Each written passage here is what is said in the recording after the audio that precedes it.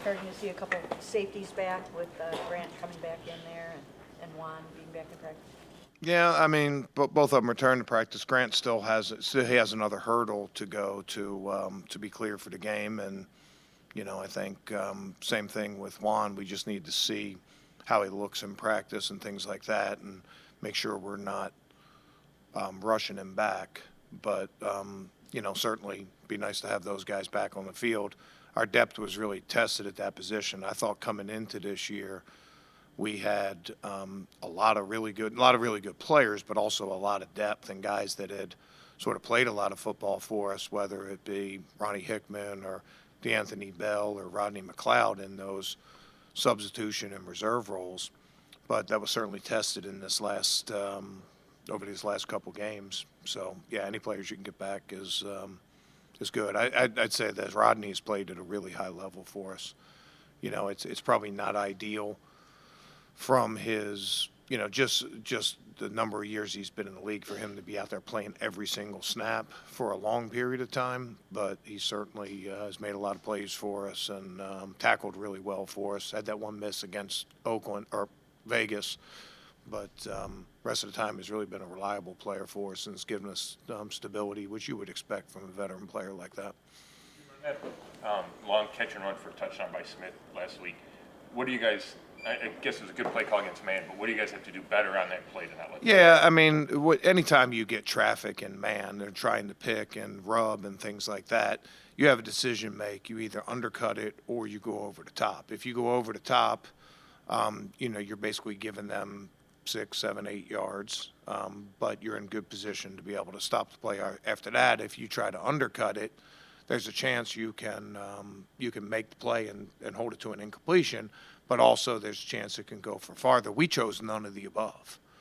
And, that was disappointing because our awareness on that play wasn't very good. They had a man indicator. There was traffic on the other side, and we didn't anticipate that play. And we had got that play earlier in the game. So that was disappointing. I expect more from our corners. Our corners, we challenged our corners to improve their play for us. I've been very strong in saying that I think our corners are the best group in the NFL. We haven't played that way so far this year. We played that way in spots, but that's not the game of football. You have to be consistent. And, you look at some of the plays. Denzel made a great play on a deep ball to break it up, and MJ made a really good play breaking up a pass and stuff like that. But then we just give up those 3 plays. Now, Greg Newsome's at the end it's a little bit of the situation. It's 4 minutes. You got your safeties close to the line of scrimmage. You're daring them to throw the ball because, an incomplete pass for the offense there could be catastrophic. And I thought Greg's coverage was good. It was just, great players, sometimes come down with plays. But the other two, either our technique was bad, thought Martin lost at the line of scrimmage, and then it was too much to catch up late on that touchdown. And then, the other one, we just didn't have very good awareness of what goes on in that situation. Anytime you're a man team, there are people going to try to double move, people are going to try to isolate, and then people are going to try to traffic you. And you got to have answers for all of those. And just the awareness of where the traffic is was sort of our greatest disappointment. But we expect a bounce back game from our corners. Like I said, I think that's a really, really good group that hasn't been playing really well. And, a little bit like us on defense, that's the way we've been playing. We've been playing really good at times and not so good at times. Our corners lead us, and for us to get where we want to go defensively, they need to get back to playing consistent football the way that they have in the past. Answer for why it's been like that? Everyone's been a little bit different. Like that play. Some of those plays are, might be a technique. Some of them might just be, life in the NFL. Great player, great throw, great catch, good coverage. All that. And then some, like I said, technique and awareness and, just different things like that. But it's not just coverage. I think we have to tackle better on the perimeter also. And I'm not saying anything to you guys that I haven't already said to them. And that's a prideful group, and I expect them to bounce back. Well, he just hasn't had much luck against the Browns, but what do you see from him since his wrist surgery a year ago? Yeah, I mean, the tape looks really good. And, it's interesting when you watch the tape offensively, it doesn't look like a 2-4 team. I mean, the opener, they had a couple turnovers in the red zone, and, that sort of kept their points down. But you see a lot of points on the board. You see a lot of playmakers. I think the biggest thing for him is in the past, every play was the play to game, and he was holding the ball and he was taking sacks and taking hits and, those things. And, you watch the film now and the ball is coming out super fast. It reminds me a lot of, guys like Eli Manning or Peyton Manning. He's just really good command, knows where his answers are. He's not afraid. It's the old adage, you never go broke taking a profit. He's taking the checkdowns. He's working through his progressions real fast. And then he's picking and choosing his times to run, which is mainly third down and red zone. You saw last week he had a big 50-yard run. It was the opportunity that came up because of the coverage aspect, what they were doing to Higgins and Chase. So I think he's playing at a really high level, looks healthy. And, you can just see the maturity as a player where, he has command. He's not afraid to take 3 or 4 yards on 2nd and 10 instead of waiting for that dig to come open that he might be able to fit in, might be able to go, but he's going to take a hit, possibly take a sack. We got a real challenge for our coverage and our pass rush because, the ball does come out so quick, particularly on 1st and 2nd down. So trying to get him off the spot, trying to ruin the timing, that's a big challenge this week. And in addition to covering guys like Chase and Higgins and, all their guys. Familiarity help, some of the struggles, just, guys, because they know the opponent, they can focus maybe more on, technique, fundamentals, that sort of thing. Yeah, I don't know if that's been an issue.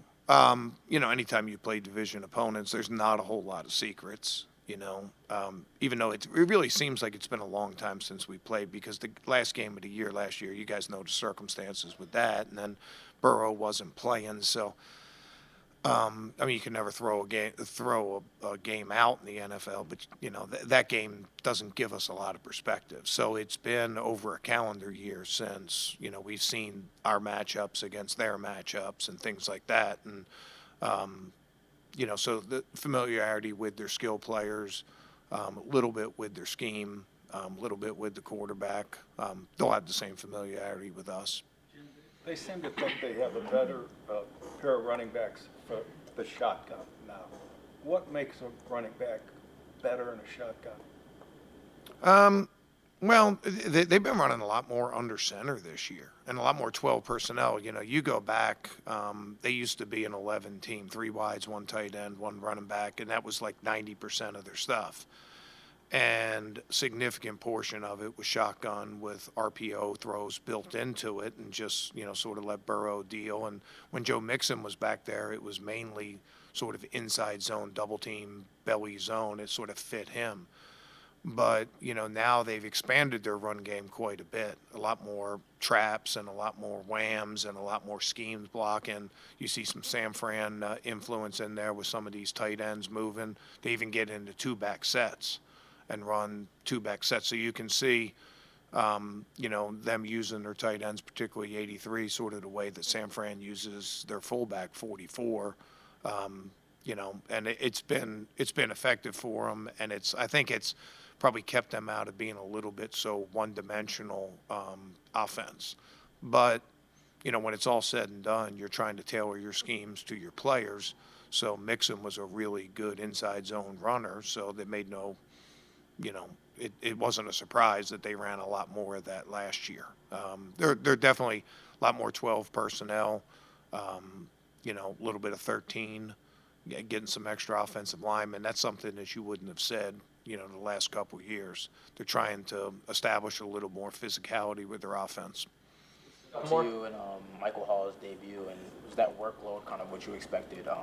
Yeah, it was a first game, so we were conscious about some of the snaps and stuff. I thought he made a couple of really good plays against the run, particularly at the end of the game.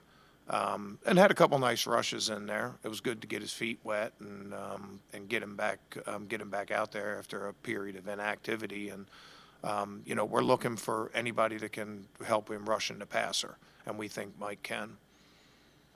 Speaking off of that, have you been pleased with the overall amount of pressure you guys have been able to create through the first 16 years? Yeah, I mean, probably not. I mean, it's hard to be pleased with anything when you're 1-5, right? I mean, anything that you point out, is hollow to say, oh yeah, we're pleased with that. No, you're not. I mean, it's a win game, and our pressure rate really needs to increase. This last game was a little different. We ran a lot of blitz in this last game. And when you blitz, a lot of times you sort of take the rush out of the defensive linemen because they're running courses, and a lot of it is just forcing the ball to come out quick or trying to take scrambles away and different things like that. So might not be as much pressure in those, but that's no excuse. Our scheme and what we do is based on 4-man pass rush, and our pressure rate needs to go up. Last year we were really, really good there. Even when we didn't get sacks, we were applying a lot of pressure, and a little bit like our corners, we need to up our game a little bit in the pass rush game. Have confidence that we can. We have good players up there. We need them to get back and play like we expect them to play. You talk so much about how the defensive line is the engine of the defense. How does Dalvin Thompson at the center of that kind of set the tone, and how does he look this season? Want me to say it again? I missed what you're saying. We talk about the defensive line being the engine of the unit, but how does Dalvin Thompson kind of set the tone, and how does he look this season? Yeah, I mean, you guys know Dalvin's personality. He's an outstanding person. He's a hard worker. The biggest thing with him is he's been limited all training camp, had no presence for us because he was in the training room the whole time.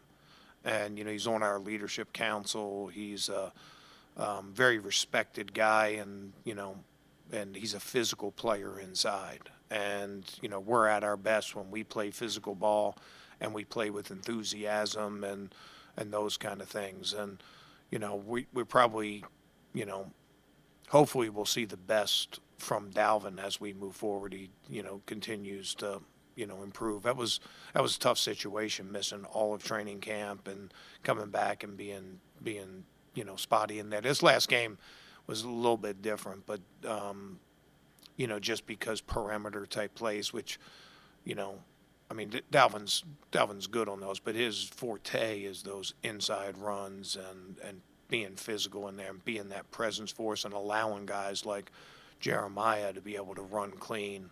And, so he's an important part of it. And you look forward to getting him healthy and 100% healthy and having him back out there. Or having him back out there looking like himself. Right. Okay.